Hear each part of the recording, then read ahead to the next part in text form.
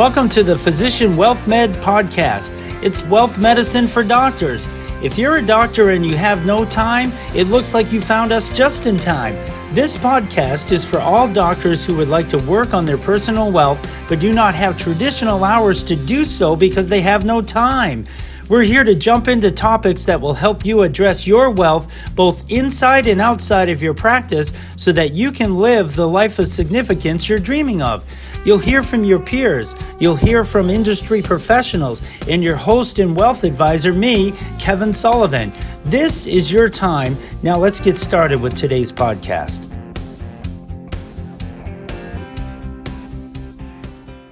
Welcome to another episode of Physician Wealth Meds. It's wealth medicine for doctors. Listen, we have a very special podcast for you today. We were able to grab Zach Lemasters here out of his schedule to do a podcast with us. He's the CEO of Rent to Retirement, a complete turnkey investment company. He and his wife are former optometrists who fell in love with real estate and never looked back.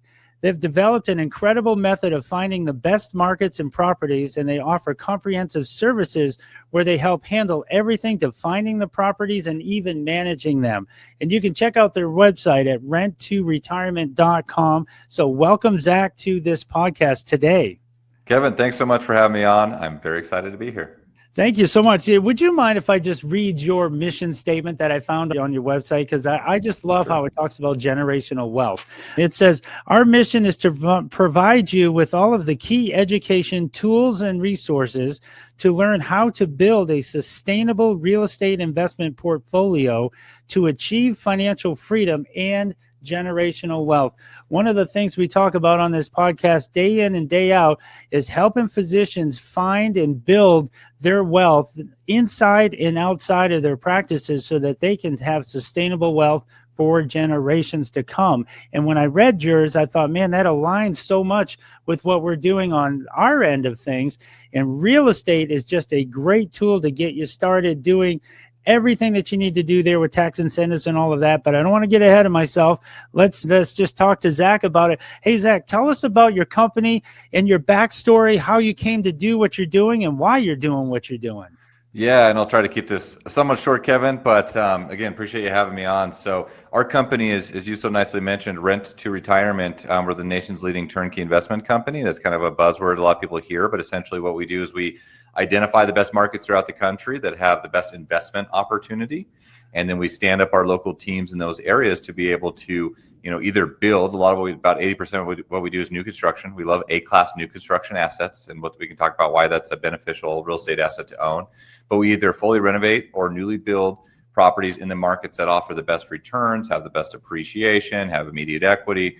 And then we handle everything for investors. So regardless of the investor's experience level, their time availability. A lot of your listeners are busy professionals, as I once was. And so, yes, regardless of their experience level, their time availability, their geographic location, we make it accessible for them to invest in the properties in the locations that make the most sense.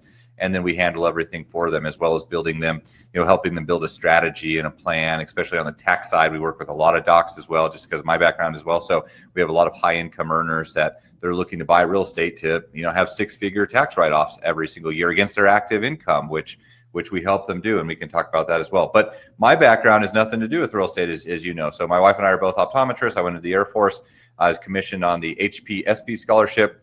For those of you who maybe have also went that path, but I was commissioned directly as a captain into the Air Force, practiced optometry there for 7 years. That's where I started investing. First house I bought was a duplex, lived in half, rented out the other half, and then just never looked back. We really made a strategic moment, though, Kevin, where my wife and I, we started to look out of state to invest, not just investing locally to where we were comfortable, but investing in the markets that offer the best returns and consistently doing that over time. And that really catapulted our investing portfolio, where we replaced our dual 6-figure income within about 6 years of investing. And that kind of led to us starting this business as well, helping other people basically do the same thing that we do today. And fast forward to where we're at today, we're across 18 different markets. We do about 1,000 properties a year, and have a lot of fun helping people get into real estate and strategically grow and scale their portfolio. So that's as quick as I can give you.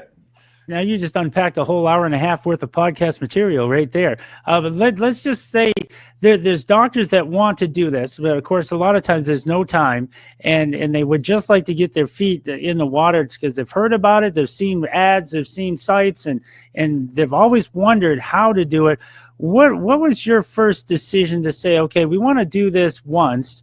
But then what happened when you said we want to do it twice and 3 times and do it again and again and again, and how that kind of flipped your income over to the other side to where you were able to get passive income like this rather than just showing up every day as a doctor? Yeah, and let me say this too. Let me preface with saying I never had the intention of replacing my income. I love helping people see. My wife and I are very passionate about that still. Yeah. But at this point, we're able to help more people have a more global impact because of our humanitarian efforts, that we can still practice optometry to help people see. I mean, we work to set up cataract clinics in third world countries, helping thousands of people have access to care they wouldn't. That's really what it's about. And so I always want to make sure it's a lot of us that are in the healthcare profession, it's a demanding job. Having financial independence is not necessarily meaning leaving that. It's just about having the option to do that, right? Or having the ability to cut back on that. Or have a bigger impact. So I just wanted to make that point. But for us, I mean, when I started investing, I've been investing in real estate for about 15 years now. As I mentioned, I bought that first duplex, like right out of school. That's my first house. It was tangible. It just clicked with me. Like real estate, it's a predictable path to wealth. I didn't like the stock market. I didn't understand it. I didn't want to be gambling with crypto and all these other things. Real estate, it's the most proven path to wealth. And once I understood how to use leverage appropriately, how to maximize tax benefits, like it just kept reinforcing that real estate was the right way to grow your wealth. I always tell people, since that first house that I bought about 15 years ago, we bought real estate every single year since that first duplex. And I'm not trying to paint a too rosy picture here. Like real estate takes work. Not all the deals that we bought made money. We lost money in a lot of those deals, but like we stayed consistent. And now we own just my wife and I, with no other investors, we have a high 8-figure portfolio. Cash flows net after it's all said and done, in debt service over 7 figures annually. And we were able to do that within about 10 to 12 years of investing intentionally in the right locations, maximizing tax benefits, and consistently scaling up over time. So, I mean, it just made sense to me, and we just kept our head down and just kept doing it. The power of leverage combined with tax deductions and tax efficiency is more powerful than I think everybody can really think. Until you start to see it in action, when you start seeing that leverage, being able to use the bank's money or other people's money, if you will, to be able to get you in the game and have that leverage start with tax benefits on top of it is huge. Nothing else compares. There is nothing else compares. There's no other investments out there that can do what that does. And for real estate is real. That's why they call it real estate. No one else has to be worried about your real estate other than you versus the stock market. You could have some guy in Chicago worried about a stock, and that could affect you because you own it as well. Yeah. So talk to us about getting out of your state versus what's in your local town, because that could be an initial fear for doctors, but why is that so important? Well, I think, what made the catalyst for us to do that is just starting to surround myself with more successful people that were beyond, like we're in a point where I wanted to be. And so the concept of investing out of state seems daunting, I think, out of the gates, because you're like, I don't know, how do I even start to research a market? There's so many different markets out there. Like, what about management? And like, I'm not there to see it. Like, is that a bit of risk? What we've realized over time is that it's the same process as investing locally. You need team members, especially if you're going to scale, and you don't want to be your own landlord, which I don't encourage you to be, because your time is better spent in your normal job or not doing that. But for us, it was just about finding a path to do that we could replicate over time. It wasn't easy at first, Kevin, but what we did find surrounding ourselves with more successful people is that everyone that was successful, they weren't just invested in one market. And they certainly weren't just only invested in their own local market. They were diversified across multiple markets. They were intentional on where they invested based on where the opportunities were, where the most growth was. So it was just like everyone. It was, we didn't know what we didn't know, and it seemed a little daunting, but essentially we just figured out how to do market analysis. First, we set goals. set our goals, identified what we're looking for, found markets that match that, learn how to analyze markets, set up our local teams. And that took a lot of time and energy. And, there was fluctuations in performance, but now that was the impetus to our business because we've already paved that path. And now people can, leverage the systems and teams that we put into place. But I can tell you that was probably the single most important thing that we did to catapult our wealth is invested outside of our local area, focusing on where the best returns are. And we invested in some markets where, we didn't anticipate this, but houses appreciated, double or triple over, a 5 to 10 year period, just because we were like focusing on growth markets, which we still do today. And it's like, and then we sold those and we did 1031 exchanges, bought more assets. And then we did cost segregation studies on those. And it's just compounding effect over time. That is exactly why I asked you that question. Because a lot of times what I tell doctors is, what if the right CPA or what if the right wealth advisor, what if the right estate attorney or title attorney or asset protection attorney is not in your local city or town? What if you live in Denver and the best CPA for you is in New York City? Wouldn't you want to know and work with that person? I tell them all the time that if you're the right doctor, people will cross state lines, they'll drive, they'll fly, they may even walk to get to see you if you're the right one for them. So it's no different than in your world as a doctor to say, okay, my market might not be the best market for me to be in. And you always need that one person or a team of people that you should be listening to, that it could expand your thoughts and make you dream a little bigger than where you are right now, and to excite you about things and the possibilities of things to come. And that can come with other markets. Not all real estate markets are created equal, and they're always changing too. Yeah. And it's also about matching a market to your goals. You know what I mean? But there's some really opportunistic places. Like we have a deficit of 7.5 million houses in the U.S. that are needed, and we have an affordability problem as well. And it's not getting any better, right, due to inflation and all the other things. But there's some markets that there is a significant deficit of housing that you can actually serve the community, improve the economy in these areas. You get great tax incentives by the IRS for doing that because you're doing what they want you to do by stimulating the economy in those areas. But for example, to be specific, Kevin, we've tried to focus on brand new construction, A-class assets, mainly in the Southeast. We work in 18 different markets, Midwest, Southeast, but our growth markets are Southeast. These areas like Alabama, Florida, Texas, Georgia, the Carolinas. These are areas where the population's moving. There's landlord-friendly legislation. There's low real estate and income tax usually in these areas. But there's a population shift and there's a deficit of housing. And there's affordability, so you can still buy an A-class new construction house below the median house price point, which is around $400K. You can still get into $250,000 to $300,000 A-class new construction houses that are going to rent out, at call it $2,300 or $2,400 a month to positively cash flow. You can buy those below market value, so you have immediate equity. And those are areas where we're actually currently seeing double-digit appreciation both in rents and home prices year over year. So my point is focusing on those type of markets, regardless of where you're located, it could be very strategic to help expedite your goals, right? And that's kind of what we try to do. So as a doctor thinking about doing this, if they have fear about doing this, what would you say to them? What kind of advice would you give to them if they're interested in doing this type of thing? Well, it depends on what their fear is based on. What are they fearful about? Is it the simple fact of investing out of state? Is it real estate in general that they can't see and control? Most of our investors never see their houses. I bought hundreds of houses I've still never seen today. I'm not saying that you don't have to. I encourage you to actually come visit the market if you can. Right. But I think that, it's education. It's all about providing education. And as people become more educated, they realize that maybe those were irrational fears.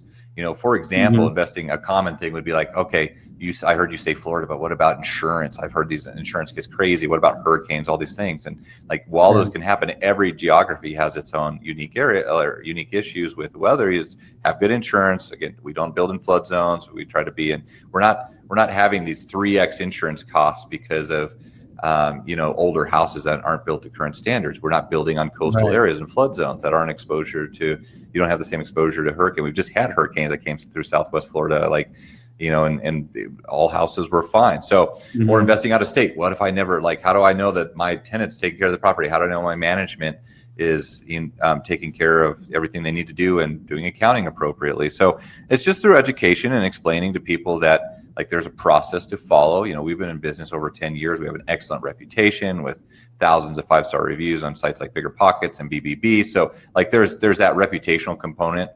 to give people some confidence. But at the end of the day, you just got to, if you want to be invested in real estate, you got to do it.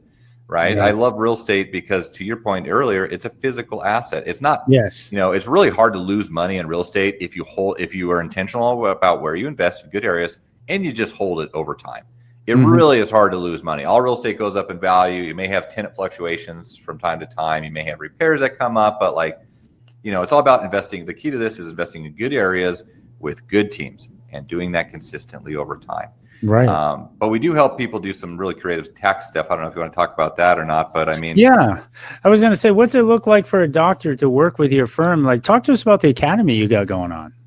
Our Academy program, and you don't have to be an Academy member to work with us, but the Academy member is, this is our educational program that we specifically built out for people that are interested. They need a little bit more like involvement and hands-on. They want a curriculum to follow, right? Which is really, the Academy is built out. It's a 90-day course. It's an evergreen course to be from a very basic beginner investor to coming out of that being a very sophisticated investor, where we do deep dives into, the first months are like building out financial awareness, understanding your net worth, understanding leverage, identifying markets, properties, like putting together a plan, executing the plan, and then optimizing the plan, where month 3 get really high level into self-directed IRA investing, like raising private capital, short-term rentals, long-term rentals. We do look at the tax side. We work with a lot of docs, and I think that's one because of my background in healthcare, but also the fact that this is really an easy route for someone to invest in real estate, take full financial benefit from the real estate that they own, invest in the best locations without having to buy yourself another job, right? Having to be an active manager, because we're doing all of that for you. But we have some really unique ways that we can help investors, be strategic on their acquisition, be intentional about building a long-term portfolio and creating financial independence, but also maximizing the tax structure. Like our goal, personally, every single year, we run a very successful business, and our goal every single year is to offset all of our tax income from all sources, and we do that every single year by buying enough real estate. We go through 1031 exchanges, we do cost segregation, accelerated depreciation on those. We have options, and if this is things that people haven't heard about, it just, I'm going to cover it high level, but maybe this is a conversation we have. We have a lot of docs that are, mid to high 6-figure income that are able to get 6-figure deductions through buying real estate. For an example, if you bought $1 million worth of real estate, that could be $1 million property, that could be, $200,000 properties, whatever, $1 million worth of real estate, and you run an accelerated depreciation on that asset. Everyone takes normal depreciation, but if you take a cost segregation, and usually our studies come in around like 30 to 35%, the asset value gets done by an engineer, you give to your CPA. But let's say just conservatively, $1 million worth of real estate, through 30% depreciation or bonus depreciation you take in year 1, that's a $300,000 tax deduction in year 1. That's at 100% bonus depreciation, which I think we'll be at this year again. But like, for example, I'm banking on it, and I think all of us are, based on new administration. But if you earn $500K as a doc, and you were able to decrease your income by $300,000 by buying real estate, that's cash flowing, that's appreciating. Like, that's significant, right? On that. And by the way, to buy that $1 million worth of real estate, you could put 20% down, which is $200,000, to buy $1 million worth of real estate to get a $300,000 tax deduction in that year. But we also have unique options where you can put as little as 5% down. True investor loans. We're not talking about living in them. You can buy multiple properties with as little as 5% down. Like, we bring those type of financing options to investors as well. So in theory, you could buy $1 million worth of real estate with $50,000 out of pocket and get a $300,000 tax deduction. Like, that's just crazy. Now, again, I'm not getting into the intricacies, because you have to be a real estate professional to do that. Or if you can't qualify as a real estate professional, you go short-term loophole, which we help many investors do, even as docs buying their first property, is a little bit more involved. I'm just trying to plant seeds for ideas. But like, that's how you can be a strategic investor, because if you saved, let's say you're at a 37 to 40% tax bracket. If you save $300,000 of taxes, which is your top earn and top tax dollars, that could be, depending on the state that you live on, that could be $130,000 to $150,000 of actual money, tangible money that you would otherwise pay to Uncle Sam. That's what they can, buy multiple other properties with that have additional tax benefits, and you can snowball it, right? That's the easiest way to give yourself an immediate raise, is to pay less taxes. And that alone has allowed us to, just grow our portfolio by millions of dollars very quickly, is like not paying money in taxes, reinvesting it into real estate, doing that legally, right? But just following the path that we're able to do and just snowballing it. So I went on tangents there, Kevin. You cut me No, off. this is what they need to know. That's the flow. And the quickest way to make money is to save money in taxes. We talk about that all the time. Hey, you're going to pay the money to the government, or you get to choose where the money goes. So why not choose to have it go into a portfolio of real estate that's going to benefit you all the way around, just like that? What other investment, even as a wealth advisor, could I talk to my clients about that would do that kind of thing? There is none, but it's nothing like that. So this is why we're bringing this type of topic to you, to help you build wealth inside but outside of your portfolio that's going to last for generations to come. Talk to that part about the generational part of this whole thing once you establish this. Yeah, I think there's some different levels of like financial independence that we tend to think about, and most people are stuck because I don't think that they haven't achieved it yet, or their mind is really stuck on like the first 1 to 2 stages of financial independence.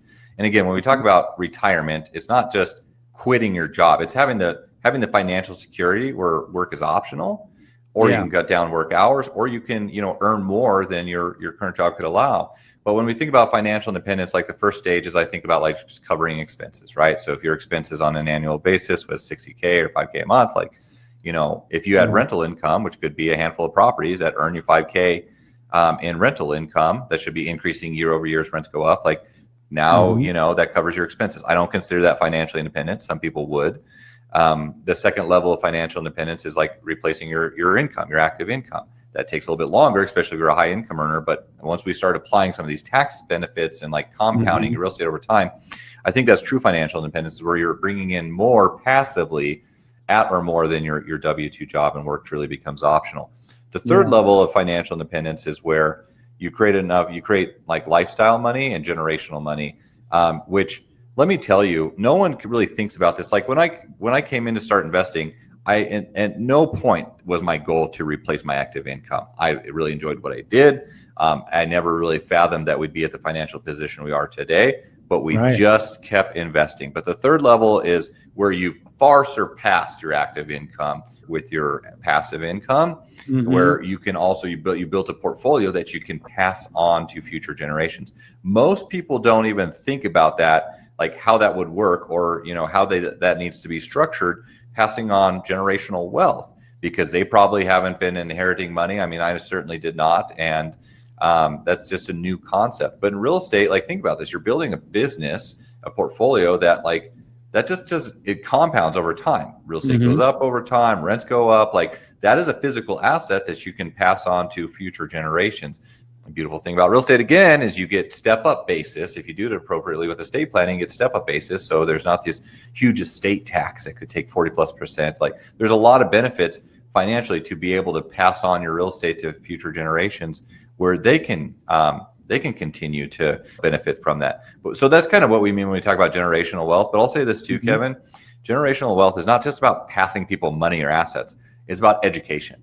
And that's why I love real estate, is because I do this with our children, is yes, they're going to be financially independent based on how we've prepared them, but we're not just giving that to them. We're giving them the education to know how they can continue that, how they can expand that, how they can do that on their own before they rely on us. Yes. That's a big part of this journey, is not just buying real estate. It's about thinking about how to create generational wealth over time. And giving them the tools to do it, both mentally and education is the key, and to be hungry for it, and to do it on intentionality basis, but proactively seek it out and that kind of thing. I know, based on what I've seen of your company, you've got quite the team going on there too. So tell us a little bit about your team and how you're supported that way. Yeah, we do a lot of different things, on the education side, but our core business is to provide, again, it's to make the best investment opportunities across the country accessible to everyone, where our team handles everything for you, and to help you build a strategy and plan to achieve whatever your financial goals are, if that's financial independence or whatever the case is. So we're really intentional in our company about working with investors. We want to create lifelong partnerships with them. Yes, we sell real estate. That's how we get paid. We don't charge investors anything. We're builders and managers. So we build properties, lease and manage them for investors. But just to work with us, it's all about providing value. So we have a great team of investment strategists. Our core team is about 20 people internally. These are kind of our core, like, operational people, but we leverage. We have a lot of contractors, probably 5x the amount of contractors in these local areas. And this will be important to mention too, Kevin, because our company does really two ways. And I think this will help people understand, like, really truly the value we're bringing to them and the opportunity is that. So we build and sell turnkey properties, right? So we are builders. We're building, leasing, and managing properties for people. But we also, because we have a large community, we have about 1.5 million investors in our global community, buying thousands of properties every single year across the country. Because we do volume as a group, we're able to form partnerships with with national builders. These are companies like D.R. Horton, who's the nation's largest builder, Toll Brothers, Lennar. What we do is, and they're building all across the country. We go to them and we say, hey, we're going to buy 300 houses from you this year, or whatever the number is. Because of that, we want preferential pricing. This would be the same thing as an institutional company like a Blackstone or something coming in buying, private equity buying a large community of real estate. They get preferential pricing by doing so, and they're working with the builder's wholesale division. So we're able to we're the first company to do this. We're able to come in and do the same thing and get institutional type of pricing discounts, and pass those on to the individual investor, which they wouldn't have access to on their own because of the volume play. And we get to cherry pick the best markets across the country. So for example, and where this is, just bear with me for a sec, because this is really unique in what our company truly does.